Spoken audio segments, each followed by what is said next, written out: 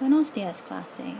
Well, we've been looking at the formation of the imperfect past tense the last couple of class times.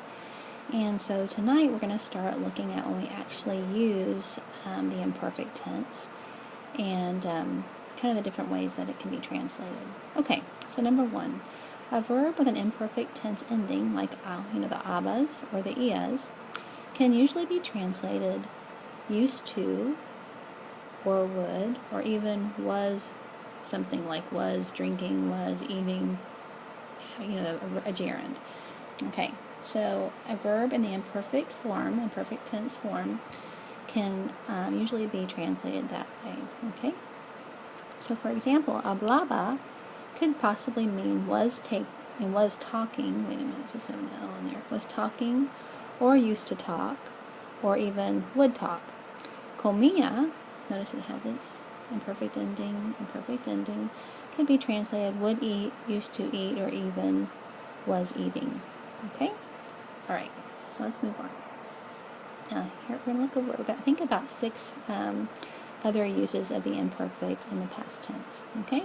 So we've talked about this one a couple of times. Repeated actions in the past tense. Okay? So this gives the idea that something happened over and over again and was not just a one-time event. Marco comía tacos diariamente. Marco used to eat tacos daily. And notice our verb is in the imperfect. Okay, whenever you have time or date, or you're talking about someone's age or ages in the past tense, you're going to be using the imperfect tense. Okay? So Ana tenía 4 años. Anna was 4 years old. Okay, because whenever you're talking about age in the past, you have to use the imperfect. There's the imperfect ending. Now, description in the past. Los chicos eran altos. The boys were tall. Okay, so we're actually using ser. Remember, ser is one of the 3 irregulars in the imperfect, and that is the third person plural, which would go along with los chicos for the imperfect. Okay, let's keep going. Okay.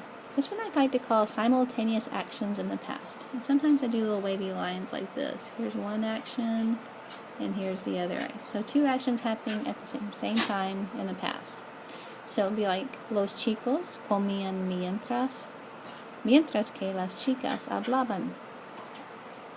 That's my dog freaking out. Okay, the boys were eating while the girls were talking. So you see how it's this action while they are eating is happening the same time that the girls are talking.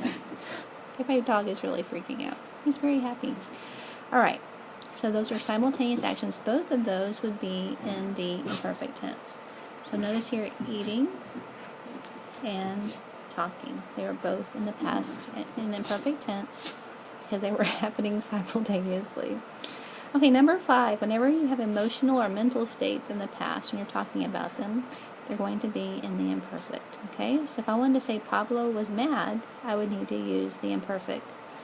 And here's your imperfect ending on a star. Pablo estaba enojado. Pablo was mad. Okay, and the last one, oh wait, 2 more. Okay, whenever you're describing an action in the past without really a noticeable beginning or an end, you're going to be using the imperfect tense. Okay, so for example, the school was empty and dark. You don't really see the beginning of how it became empty. You don't see the end of it, of the emptiness. And dark, you don't see how it became dark or how, if it ever ended being dark. It's just an action that has no beginning or end. And sometimes I refer to this as kind of like describing a stage that's set for a play. Okay, like if the curtain was pulled back and you just saw the school was dark and empty. Okay. Or, I don't know, the castle was large and the moon was shining and, I don't know, the knights were standing on the top. So I'm trying to think of things to say about a castle. Anyway, it's just kind of setting the stage. There's no real beginning or ending to your action. If it's just kind of like narration in the past, it's going to be imperfect. Okay? Now, this is one, I'm trying to say it a little bit easier and a little more clear, but it's called explanation in the past. Whenever you're giving an explanation for why someone did or did not do something, the reason is always going to be in the perfect. Okay, so for example, she didn't come. Now that's going to be in the preterite tense, and I'll tell you more about that later, but I'm going to put a P there for preterite. But the reason she didn't come was because she was lost. So the reason is going to be in the imperfect. Okay, so I'm putting an I for imperfect there. Okay, not I was lost, but I for imperfect. So ella no vino, this is the preterite here, porque estaba, now here is your imperfect, porque estaba perdida, because she was lost. Okay, so explanation in the past, you didn't do something, the action that you didn't do would be the preterite, but the reason you didn't do it would be in the imperfect. So we're going to have lots of practice with this, and y'all are going to get a really good feeling for when you use the imperfect compared to when you use the preterite. Okay, so go to your lesson assignment and see what I have for you there, and I will see you in our next class. Hasta luego.